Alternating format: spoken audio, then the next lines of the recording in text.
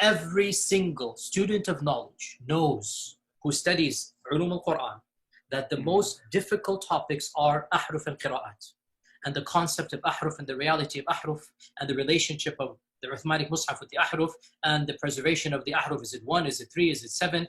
And the relationship of the qira'at to the ahruf. This is a topic that when you're the beginning student of knowledge, you're like, what is all of this going on here? When you go a little bit more, you learn to simply memorize what your teachers say and regurgitate it out, and you don't fully comprehend. When you do a deep dive is when things get very, very awkward and difficult. And this isn't new.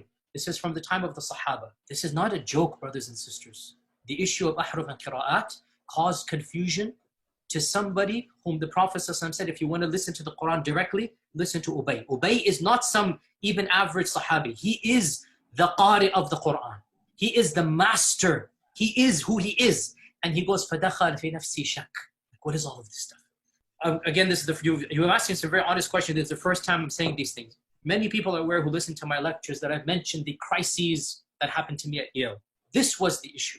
That the issue of ahruf and preservation and qira'at and relationships between them, these are very, very difficult issues. And the most advanced of our scholars, they're not quite fully certain how to solve all of the unanswered questions in there.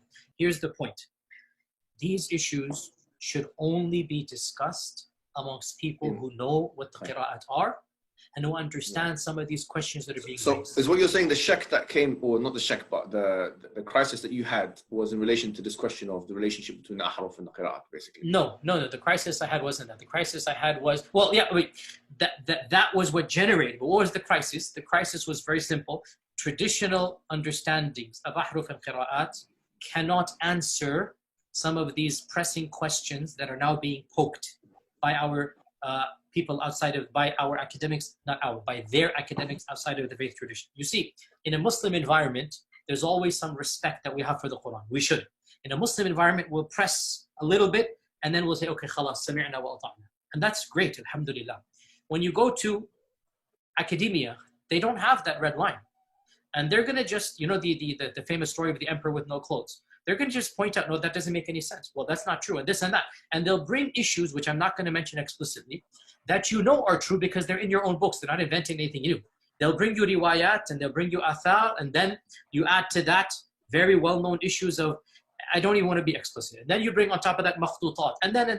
And it's very clear to you and to every single very advanced student and specialist that the standard narrative has holes in it. That's what I'm going to say.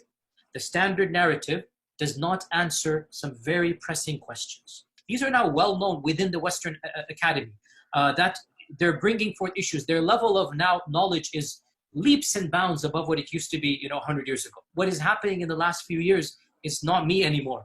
It's the Western academics. These problems are now becoming mainstream. And by and large, our ulama in the Eastern world are not aware, by and large, of what's going on in the Western side of things.